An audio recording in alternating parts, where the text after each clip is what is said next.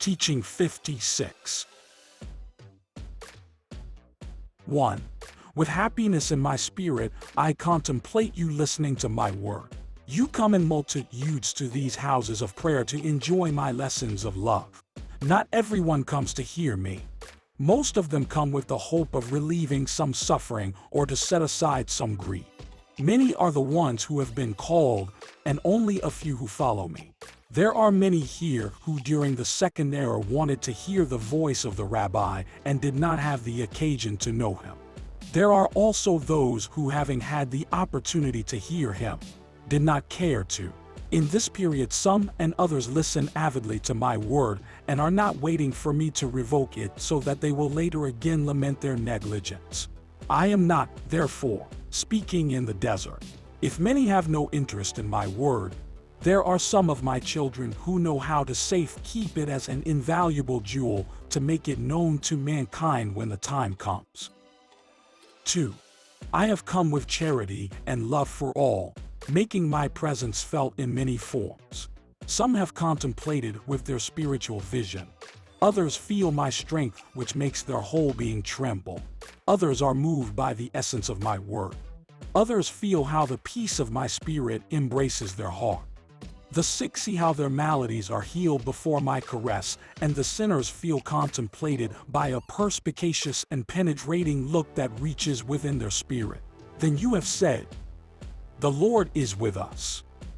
When my disciples asked me in the second era if I would return, I made the promise that I would again be among humanity, telling them what the signs would be which would mark the time of my return. Many decades have passed for those mentioned signs to appear, announcing my new manifestation, the same that you now see fulfilled. If after 1800 years, which have constituted an era for mankind, and I have faithfully fulfilled my promise, do you believe that now that I have announced my parting in 1950, would the Lord break his word? 3. When the theologians and those men who study the scriptures of past eras saw the fulfillment of the signs with which I prophesied my return and presence among you, ignoring that I am present and that I am speaking to you in this manner, on seeing that time was passing by without their witnessing my arrival, they sorrowfully closed their books, believing they had mistaken the time and the signs without knowing that they were right. Verily I say to you that very soon, when proof becomes known to mankind that I was among you, everyone will be able to confirm that my manifestation was verified on those precise moments when the prophecies were fulfilled. What joy will be in many hearts, and what a great interest to interrogate my disciples, as well as to scrutinize the new scriptures. 4. In this period there were not only a few witnesses of my manifestation, there were thousands and thousands of beings that felt their heart throb with love and apprehension on hearing my word. Many of them will be my faithful witnesses and my good disciples, those who shall not abandon me when my word is judged by the courts and councils, testifying my truth with their deeds of love. 5. Verily I say to you that among these multitudes there is not one single one who has been brought here casually. I assure you again that the leaf of the tree does not move without my will. Within the life of each one of you there exists a cause by which you have come to bear witness of my word. You have come from different pathways, from diverse sects, religions and doctrines, stumbling on the rough stones of a pathway, accumulating the light of experience within your spirit. 6. Upon arriving here, you feel an unknown strength, an indefinable effluvium, and you ask yourself, what can it be? Where does this word that touches and this peace that inundates the heart come from? And I have answered you, it is your Father who comforts you. But I have not come to obligate you to believe in my presence through this means, nor is it necessary to force you in believing, inasmuch as I am manifested and palpable before you, and you only need an atom of sensitivity in order to perceive me. 7. This is the time to make myself understood that the use you have made of your free will is wrong, and that now the fulfillment of a spiritual mission among humanity awaits you.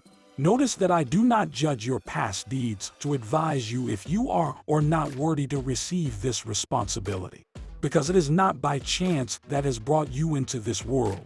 It has been my will. 8. Meditate about your destiny. Ask about your mysteries, and I will answer you. No one who has questioned my arcane has gone without an answer, because at that instant the light of your conscience will shine, revealing the great gifts that you have received from the Lord. 9. I want to see that you elevate your spirit, searching the infinite for my wisdom. Imitate in that manner the men of science whom I surprise in the middle of the night, some searching for inspiration and others for an answer of the why in nature. I do not want for you to search on this earth for the wisdom that will give you the glory among men. I wish that elevation and that greatness to be within, and that whatever you attain in your struggle and study may be a fruit of life and of love for your brethren. 10. Whenever I get close to the men of science absorbed in their meditations and aged in their study, I ask them, why do you work so hard? For whom do you struggle and suffer so? And there has been no one who will tell me, Master, I struggle for love toward humanity. They love the science and they offer their life to it. But to those who have been able to investigate animated by noble ends, they have been given revelations of great happenings which have always given sweet fruits to humanity as proof that it was I who inspired that light. And those who, without love and respect, have scrutinized nature, have been left behind at the beginning of the pathway or have fallen into the abyss, since it was not the goodness that inspired them, but rather vanity, hatred, and ambition. 11. But in the same manner that science has been revealed to man, I have also given to man the light for the Spirit and inspiration. That is how I spoke to the patriarchs of the first eras. That is how I inspired Moses, whom I converted into the spokesman of my word, to speak to my people, and I dictated laws and maxims which he wrote down so that they would be perpetuated and made known to the future generations. 12. After Christ was on earth, he illuminated 4 apostles of his doctrine, granting them that in their meditations and ecstasies they would recall his divine word, so that they would legate to mankind what their spirits managed to attain through their understanding. They were Mark, Lucas, Matthew, and John. 13. The day shall come when the books will be thrown into the fire as useless, which will occur when their essence exists written within your heart, and that you abide by the law that encompasses it. However, before that, this last testament shall be united with the first 2, through a struggle as it occurred with the first and second. 14. Today, I have not specifically talked only of the present period. I have spoken much about past times, and I have even advanced future prophecies to you. I have uncovered for you what had been hidden from you. I have rectified what has been altered, and I have revealed future events to you. 15. Blessed be those who prepare themselves, because tomorrow they will all know to interpret these lessons with goodwill that talk about mankind's destiny, about the future of the nations, and about the triumph of the light, which is that of love, peace, and justice. This doctrine shall truly liberate man, because by believing himself free from his conscience and of my laws, he has ignored that he carries attributes, faculties, and gifts within which he has not been able to develop, so that believing himself free, he has become a slave within himself, a slave of his ignorance. In a humanity like that, how can she be able to feel within her heart the peace of my kingdom and carry me in her heart if her mind is blinded by the material ambitions, if her heart throbs for the human passions, and as such, her spirit is materialized? 16. This humanity is spiritually dead. But I, who has the power to raise the dead, have come to call her to life and open before her a time in which she shall liberate her spirit, know her gifts, and through them attain progress and elevation. 17. Today you are beginning to make use of the faculties of the Spirit that will lift you from the abyss. 18. Here you have a people who search for my word with interest and want to treasure my teachings, knowing that the time of my communication through the human mind is short. 19. Take advantage of my lesson, O disciples, and afterwards go forth without fear to spread my word and my teachings among humanity. Do not be intimidated before others who with their theories try to distort your mission. 20. Mankind searches knowing not what they want. Today I have come to tell you this. I am the one who you have been searching for. Who does not want peace? Who does not yearn to know the truth? Who does not wish to preserve his health? 21. You will have to search for me because peace is not on earth, nor do men of good will exist. But my justice has come. The day of the Lord has come. 22. When man follows my will, even the elements shall bow before him as servants. When man, in the meantime, persists in his disobedience, the elements shall become unleashed, making him acknowledge his lack of harmony over everything created. 23. I have not come against my children.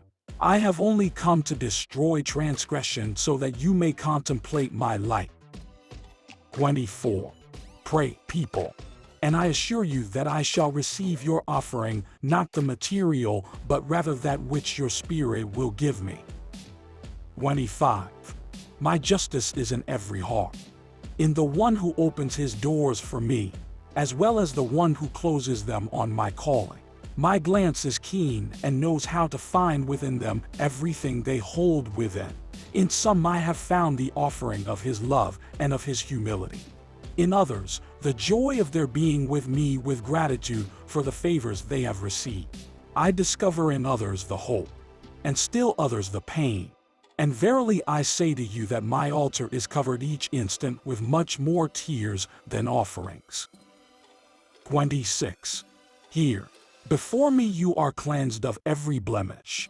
Oh, if you could only preserve that limpidity all along your existence.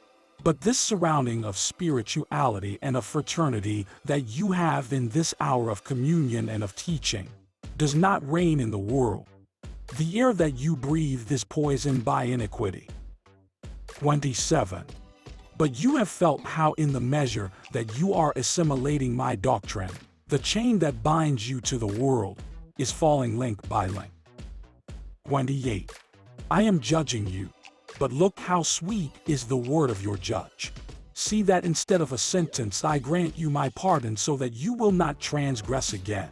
You are the ones who sentence yourselves, recognizing that it is fair that pain touches you.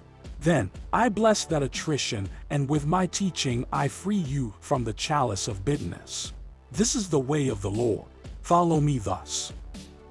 29. He who hears the voice of his conscience acknowledges and understands his faults at the same time he accepts his expiation. But he who does not understand the magnitude of his faults will not be able to free himself from his blemishes, and while that is not done, he cannot reach me. 30.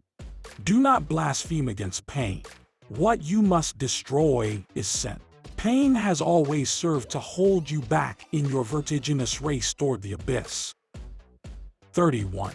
Today you have ceased to be children, and you can now understand the sincerity of my teachings. You also know that your spirit was not born with the physical body you possess, and that the beginning of one is not of the other.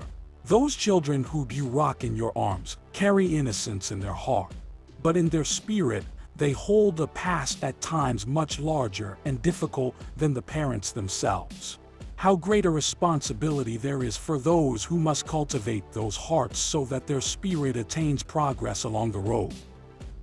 32. Not because of this should you feel lesser love for your children.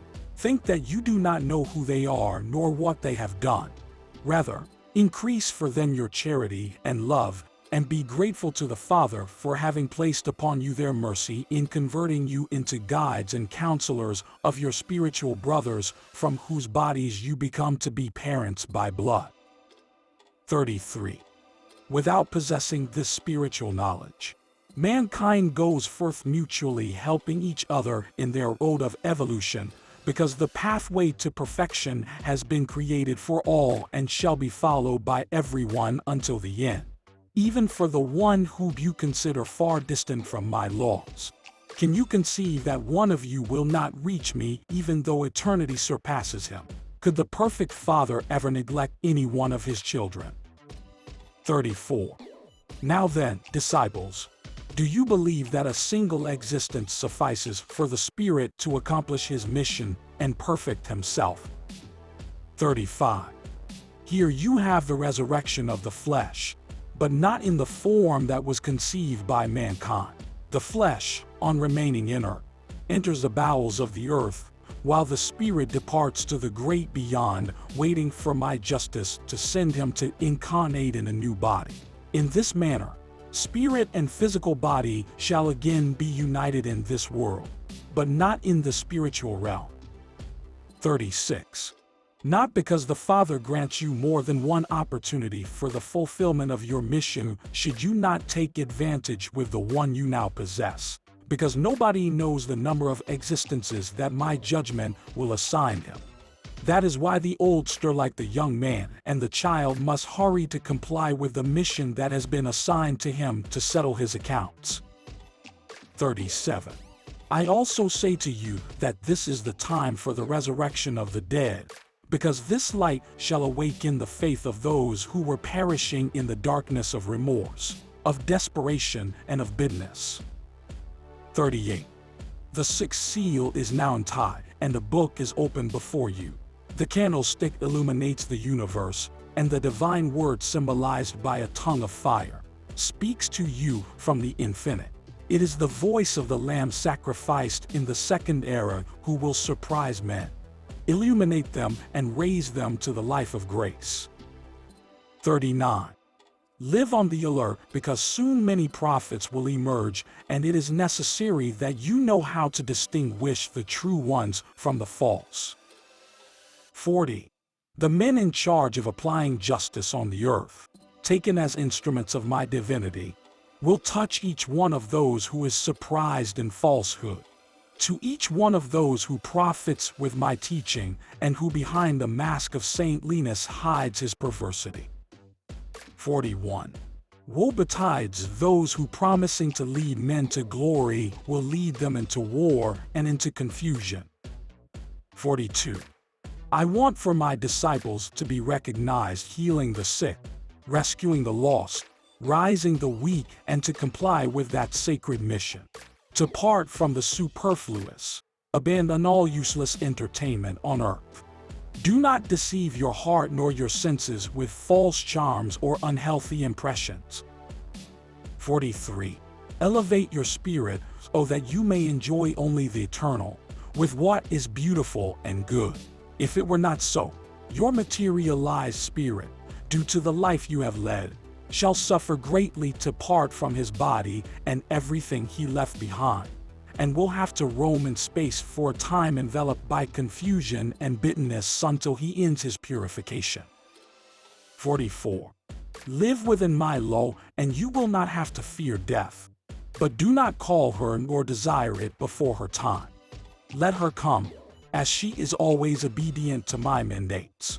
Make sure that she finds you prepared, and in that way you will enter the spiritual mansion as children of light. 45. Today sit at my table, eat so that this bread will transform you, and so that later you are able to offer it to whoever needs it. 46. Today you are bringing before my word those who you are finding along the pathway without health, without peace, without an ideal. Tomorrow, when my voice is no longer heard in this manner, you shall be the ones who will receive your brethren, and you shall nourish them with this essence. 47. Nothing has been left to chance. Everything has happened that way according to my will. My justice is in the destiny that I am showing to you. If you encounter the pathway sown with thistles, verily I say to you that it was not my will that placed them there to hurt your feet, and that you must advance along the pathway filled with conformity. taking into account that those hardships you suffer cleans out those blemishes from your spirit. 48. When that conformity emerges from your heart, you shall feel how my charity cleans your pathway. 49. Those who now listen to my word, receive it like balsam on your wounds. But do not limit yourself just to receive my benefits without wanting to penetrate within the essence of my doctrine, because the moment shall come when you will no longer hear this word, and if you did not prepare yourself to communicate with me spirit to spirit in the future times, you will feel like orphans. 50. In the struggle that looms ahead, I want you to be the steadfast soldiers who will defend his cause so that in life he may be called like Jacob, the strong and prudent Israel, and that you are able to come forth and always respond to the call of the Father. 51. Do not walk along between the doubt and the faith, because your footsteps will never be firm, or your determination solid. Neither should you ask for proof to believe, because you shall not know in what manner my justice could demonstrate those proofs to you. 52. Do you now feel an invisible aid that lifts those who have fallen into degradation? Do you not see the crowds who arrive with sickness and who recover their health and happiness? Have you not noticed how the outcasts in life come before my presence, and on revealing to them the gifts they possess, they are searched for and even admired by the multitudes? 53.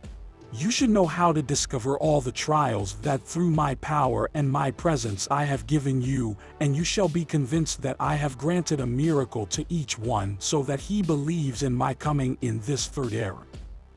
54. You must understand that if you have led your footsteps toward the leafy tree, you will hear within its shadow the omnipotent voice of your Father. The disciples must take advantage of my presence to ask me if the fruit they have been gathering is satisfactory and agreeable to my divinity, to which I respond, that if you have sown my seed, you will gather a good harvest.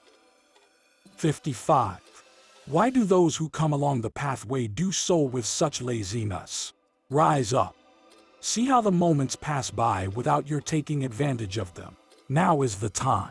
You may not want to do it when your time is scarce, because then you will attempt to travel along the pathway with gigantic footsteps, and you will do nothing good, and you will not gather anything, because the seed requires time to germinate, the plant to grow, and the fruit to ripen. 56. 1950 is close by when I will cease my work. In that year I shall mark the last of my children, and the number of the 144,000 shall be complete. Those who have listened to my word and know their gifts and charges, and have taken advantage of that grace, shall feel secure. But those who have not wanted to comprehend this doctrine will have to suffer greatly. They will have to make many merits and sacrifices to attain the high level where my peace exists, which is like a door that opens before the Spirit. 57. You, the disciples of the third era, who have seen the coming of the Holy Spirit, are the ones who under this light comprehend the present teachings, the past, and some of the future ones. Do not doubt that this is the era of lights, but do not become overconfident. See how the talent of the man of science shines like never before. See how much the child knows from his first footsteps. See what is happening around the earth. You are still castaways who go in search of castaways, crying for help in the midst of the raging sea. 58. Study my word profoundly so that you may have a true knowledge of it, and that each one will not make of my doctrine a different theory. Do not wait for the time of persecution without having the weapons to defend yourselves. Those weapons shall be your manner of living, your word and your worship. 59. I do not demand that you be infallible, because the only infallible one is myself. What I ask of you is sincerity and goodwill in each one of your actions. I will do the rest to complete and perfect your work, because whatever your deeds are, your reward shall be accordingly. 60. If one of you should feel envious of your brother judging him more loved by the master and both would claim their place on my right, I would say to them, it is not I who should make you sit on my right. It is something that each one will have to work at through his own merits. Verily I say to you that I could not love one child more than the other. 61. Among my apostles during the second era, I did not love Judas less than John. Those spirits were drops of the infinite ocean of my love, and when they returned to the Father, only he knew in his highest judgment what each one had wrought for himself. 62. In order for humanity to rise and follow me in this era, look into the mysteries which I have clarified and be filled with light. It is necessary that it has freedom in its spirit, in the mind, in its will, and for that I have come to liberate the spirits from their yoke, starting by shattering thrones and empires to make scepters and crowns fall. Be free. Do not look for your kingdom here or your glory. Do not make for yourselves servants of the humble, nor shall you be slaves of frivolity. Remember that I said, my throne is not here nor my Hermes, neither is the kingdom of your spirit nor his reward. 63. I spoke to you with the truth, and with the truth I am talking to you. After I have made great revelations to you, it would not be just that you would say to me like Pilate, what is the truth? 64. Do you want to reach me? Do you yearn to someday reach and be where there are those who have followed me? All that you need to fulfill your desire, I have already given to you. If I made myself man in that area, and now I am here in spirit to talk to you, it has been to show you the pathway that leads toward perfection. I am the eternal word who tells you, hear me. 1950 is near, and then it will seem like the doors of the heavens have closed. 65. I told you at that time, he who knows the Son knows the Father. Now I am adding, he who knew the Son, and through him the Father knows the Spirit who now speaks to you. 66. Come with complete knowledge of your mission into the sixth seal. Call me and I shall come to talk to you, but do it up until 1950 when I have marked by my will the termination of my communication through the human spokesman. 67.